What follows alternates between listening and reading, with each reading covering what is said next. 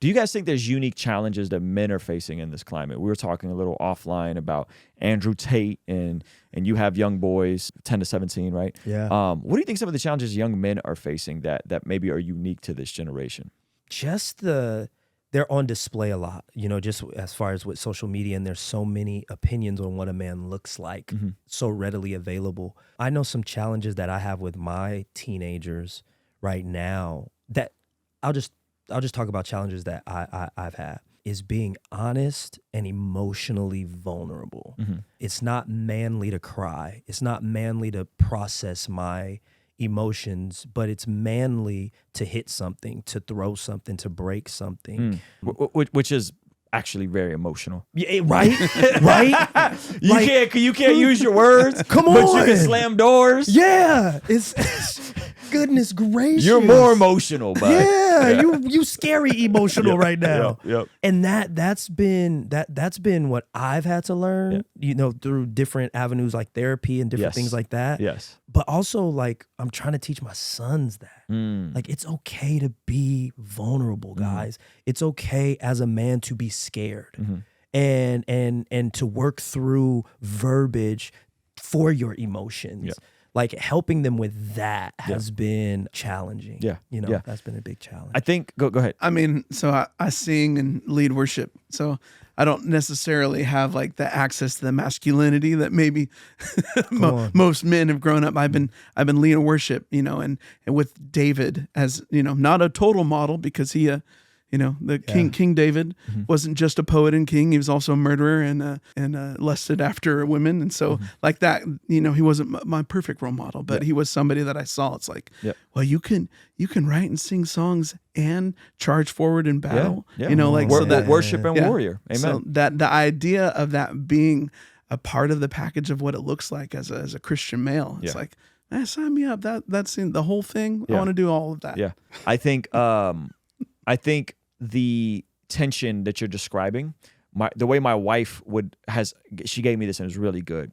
And she said there's a difference between being vulnerable and being intimate. And she said when I'm making content, it's okay to be vulnerable, but being intimate is sharing about things that you might be going through in real time, and being intimate is reserved for a very specific selective group of people. And so that's good. I don't come on here and tell them about the fight I may have had with my wife, which me and my wife don't really fight like that. But that's a very intimate thing. I'm processing. I have a therapist for that. I got real people in my real life for those sorts of things. And it's a very close thing where I could be vulnerable and be like, guys, I have these issues and with regards to the church, because I was as a kid and yada, yada, yada. And I could be vulnerable and show my scars, but I'm not being intimate, And I think that the tension there lies is, I think with young men, sometimes, not all the time, but sometimes they're told to be intimate, right? They're told to be intimate, and they don't know how to practice stoicism.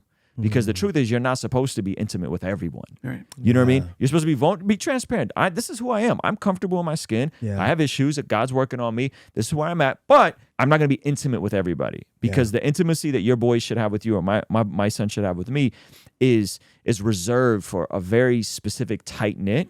And in those senses, learn how to use your words. Don't be slamming doors. Don't be throwing stuff. Don't be throwing tantrums. You need to work through that. Yet, I don't want him to be intimate with everybody. I don't want him to be vulnerable with everybody. I definitely don't want him to be intimate with everyone. So it's like this tension of helping men be the worshiper and the warrior, right? There were times where David was a warrior and he wasn't playing the harp. Come on. Right? He was waging war on the enemies, right? And there was no time for reflection and thought and like, how does this make me feel? Like, there was a time. And then there were times where he slowed down, and Saul had the spirit that was demonizing him, and David would come and play the harp and soothe the spirit, right? So I think it's like that tension of and both. And I think men should be more worshiping, right? Like, I always roast guys who are like, they don't want to like raise their hands and worship, but like they wear jerseys of their favorite football player with another man's last name on their back, and they get really excited about the NBA finals, but like, you don't want to lift your hands during worship. Jesus, like, that's backwards, bro. Like, you're a freaking weirdo. Like, what are you doing? Jesus was crying in a garden, right? Come on. Like, Jesus wept. Like, there is a time and a place. And so it's like, if you're so disconnected from being vulnerable in the presence of God. What are we talking about, right? So I think it's like how and when to channel that vulnerability versus how and when do you need to be stoic. Hey, you want to see something kind of crazy? Over 75% of the people that watch this channel are not subscribed.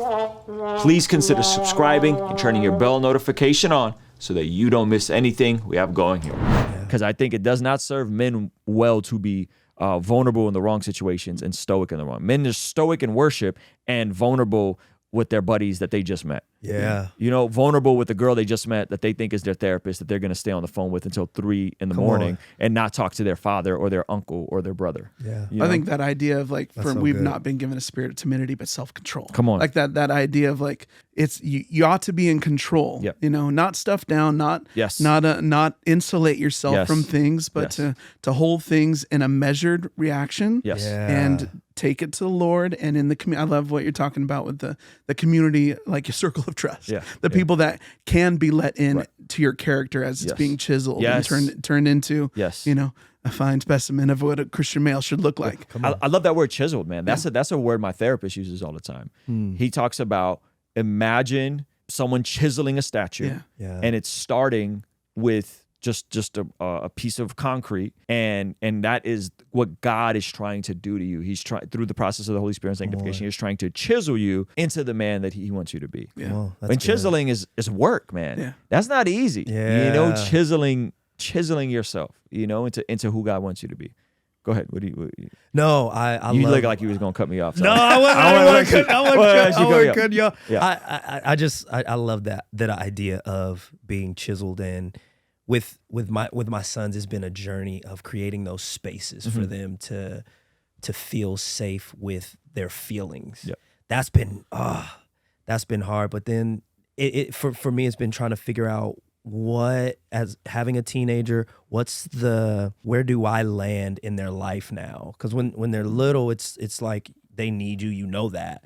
But then they get older and it's like, where does my voice land in this world, in their world? And what I'm finding, family, is that like it's been a blessing to persevere as a dad, to persevere through all of the noise in here about them, and just persevere through it and speak to them.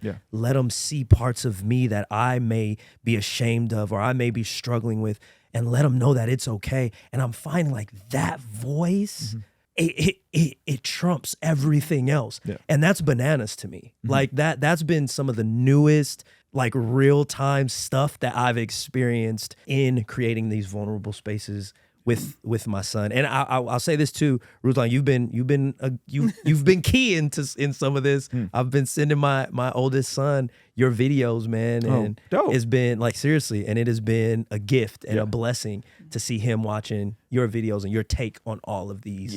All these things. Because I just think like, man, they're gonna get this stuff from the Andrew Tates, the Fresh and Fits. Like there is content that is made that is going to, I think, distort men's perception of reality. And if we as Christians and Christian men don't get ahead of that and don't speak into that and don't correct some of that, I don't think it's going to be good. Well, I think, there's lots of voices appealing to the human nature, which is, above all wicked, and it's a deceit. And so I think in those things, it'll eventually lead to destruction. And so I love that there are voices, that are saying the truth, that don't appeal to our human nature, but rather the God's call upon our life, the God nature that we have been designed for. For my family, I want my house to be a safe place because the world is wild. I want them to feel like this is home, this is safe. Here you are, the Olive Garden. Here, your family. Like that's well, it's so interesting. You said I want my house and my home to be a safe space. And what's happening in the world? Your house is not a safe space. We're going to keep information from parents that have their kids in public schools, and we're going to make the world a safe space, and we're going to make your house something that you're not even entitled to know what your kids are doing now. Yeah. These are like real laws that are getting passed. Like Escondido School District, there's teachers at the Escondido School District that are suing the school district because they were told that when it comes to people's identity with regards to LGTV, I use code language here, they are told to lie to the parents about kids' orientation. This is middle school.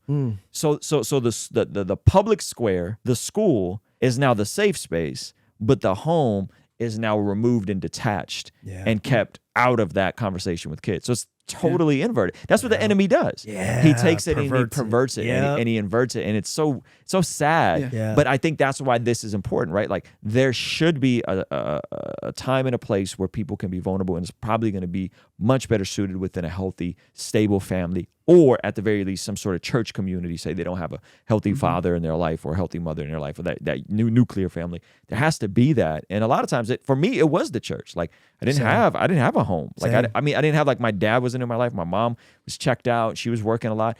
So for me it became the small group that I could be vulnerable at. It became that. And so it's interesting how you said that, and we're seeing the total opposite of that. And there's lawsuits right now because of that.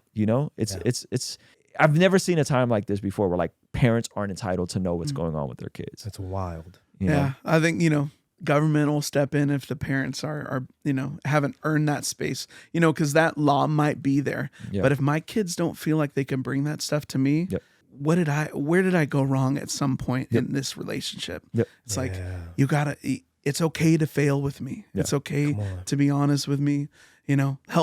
Help me be that to you. Help me be a safe spot. And so, I mean, my daughter just turned 10, and like, I want to be the first call that she thinks of when she needs help. Come on. When she feels trapped or she feels like the walls are closing in, I want to be the one that rescues her from that. And so, like, for me, that's a joy to be that access point for her. Yeah, that's dope. Hey, this is a segment from our daily after party stream. Consider partnering with us online for as little as $5 a month to get access to these daily after party streams completely unedited. You'll also get access to our podcast as they are streamed live into the community before anyone else gets to see them, get to interact with our guests, get access to our private Discord server, and a discount code for our store for as little as $5 a month. Ultimately, that will help towards helping us continue contextualizing the gospel using media and podcast here on YouTube. All right, I'll see you over there. Peace.